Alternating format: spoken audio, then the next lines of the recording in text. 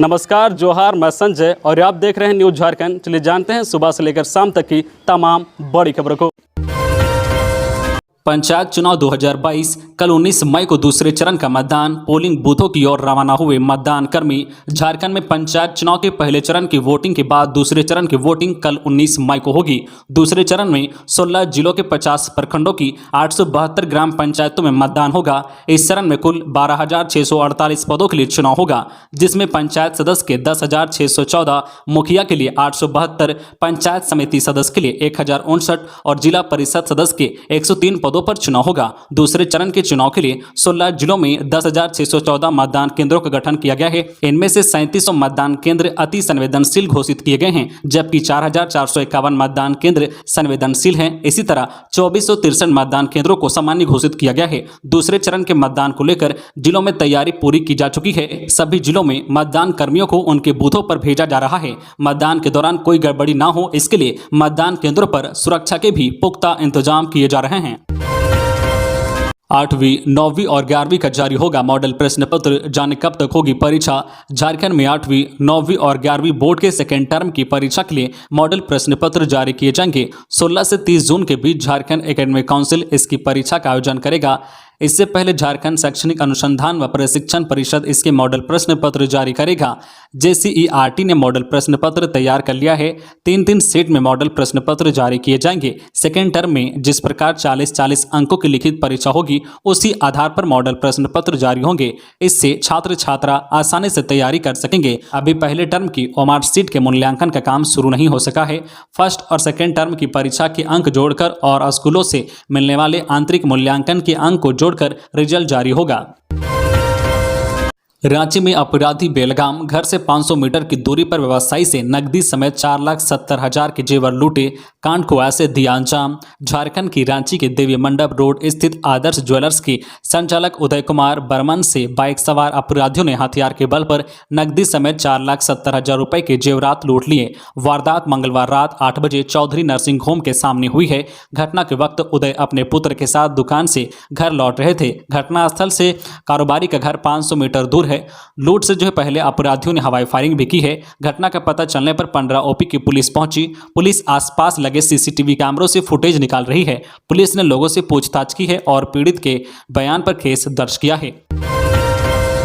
रांची के DC ने बरियातू में सफाई कर्मी की पिटाई करने के मामले में सौंपी रिपोर्ट। नामकुम CO पर कार्रवाई करने की मांग। नामकुम के CO विनोद प्रजापति द्वारा 14 मई को बरियातू में सफाई कर्मी की पिटाई करने के मामले पर रांची के उपायुक्त छवि रंजन ने राजस्व विभाग को अपनी रिपोर्ट सौंप दी है। रिपोर्ट में उन्होंने नामकुम के CO पर उचित कार्रवाई की अनुशंसा की है। मुख्यमंत्री हेमंत सोरेन द्वारा जाँच के आदेश के बाद अपर समाहर्ता को इसकी जिम्मेदारी सौंपी गई थी। अपर समाहर्ता ने अपने कार्यालय में चालक को बुलाकर पूरे मामले की जानकारी ली, जिसके बाद विनोद प्रजापति को इस पूरे मामले में दोषी पाया गया।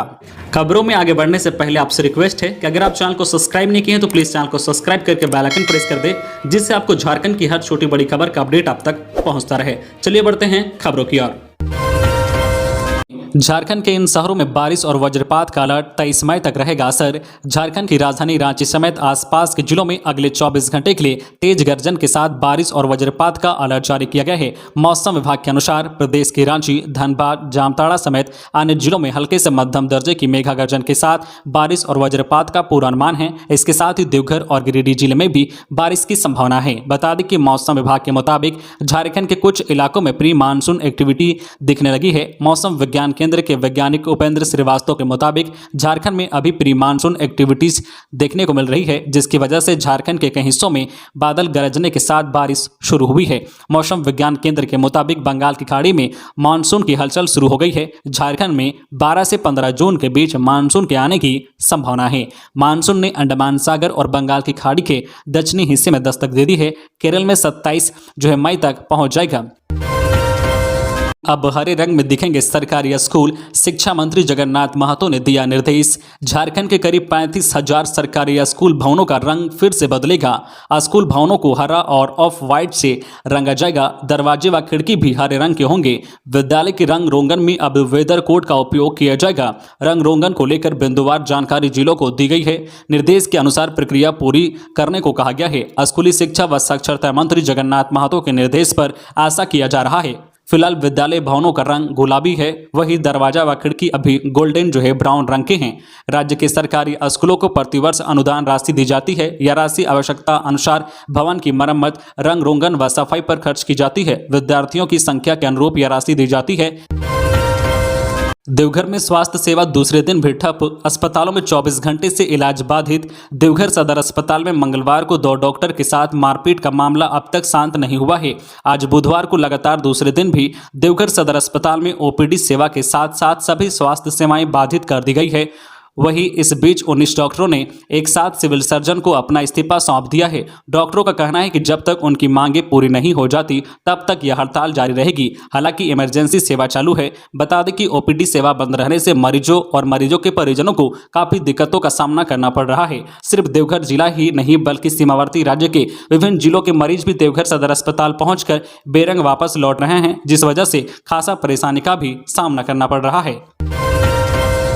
हेमंत सोरेन के भाई बसंत की बढ़ी मुश्किलें, आवंटित खदान मामले पर भी एजी की नकेल, जांच करने का लिया निर्णय। झारखंड के महालेखाकार कार्यालय एजी ने अब मुख्यमंत्री हेमंत सोरेन के भाई व दुमका विधायक बसंत सोरेन को आवंटित पत्थर खदान एंड ग्रैंड माइनिंग की जांच करने का निर्णय लिया है। इसके पूर्व महालेखाकार ने रांची के अनगढ़ा में मुख्यमंत्री हेमंत सोरेन को आवंटित पत्थर खदान से संबंधित फाइलों की जांच अपने स्तर से कर रही है। इस मामले में निर्वाचन आयोग ने भी मुख्यमंत्री को नोटिस किया है और मामला कोर्ट में भी विचाराधीन है। रांची की तरह ही पाकुड़ में मुख्यमंत्री के भाई को खदान आवंटित किया गया था, जबकि मुख्यमंत्री श्रम खान मंत्रालय देख रहे हैं। इस प्रकार पूरा मामला ऑफिस ऑफ प्रॉफिट का बनता है, जिसके साबित होने पर दोनों भाइयों को विधायकी भी गंवानी पड़ सकती है। मामले में भाजपा के विधायकों ने राज्यपाल से जाकर शिकायत की थी। इसके बाद राज्यपाल ने पूरी रिपोर्ट केंद्रीय गृह मंत्रालय को भी सौंप दी थी। पीजी सेमेस्टर 1 व 4 की परीक्षा 7 से। रांची विश्वविद्यालय के पीजी सेमेस्टर 1 सत्र 2021-23 और पीजी सेमेस्टर 4 सत्र 2020-22 की फाइनल परीक्षा 7 से 14 जून तक होगी। इसका समय दोपहर 1 बजे से 4 बजे तक निर्धारित है। नई शिक्षा नीति आगामी शिक्षा सत्र से लागू। अब ग्रेजुएशन 4 साल और पीजी 1 साल का होगा। एक साथ 2 संस्थानों में पढ़ सकेंगे। नई शिक्षा नीति लागू होने के बाद विश्वविद्यालयों में वर्षों से जिस ढर्रे पर पढ़ाई हो रही है उसमें क्रांतिकारी बदलाव आएगा। राज्य में नई शिक्षा नीति के लागू होने के बाद यूजी 4 साल का इंटीग्रेटेड कोर्स हो जाएगा, वही पीजी 1 साल का होगा। बताते चले कि वर्तमान में यूजी की पढ़ाई 3 साल की और पीजी के लिए 2 साल लगते हैं। इतना ही नहीं, आने वाले दिनों में एक साथ 2 कॉलेजों में छात्र पढ़ सकेंगे। उदाहरण के तौर पर मरवाड़ी कॉलेज से स्नातक फिजिक्स की पढ़ाई कर रहा छात्र डोरंडा कॉलेज में केमिस्ट्री की पढ़ाई कर सकता है। अब बैचलर रिसर्च की डिग्री धारियों को भी पीजी कोर्स में एडमिशन का मौका मिलेगा, यानी स्नातक में 4 साल की पढ़ाई पूरी करने वाले छात्र ही पीजी में एडमिशन ले सकेंगे। पलामू के भाजपा सांसद ने कहा, झारखंड में खनिज संपदा की हो रही लूट, पूजा सिंघल से शुरू जांच कई बड़े अधिकारी तक जाएगी।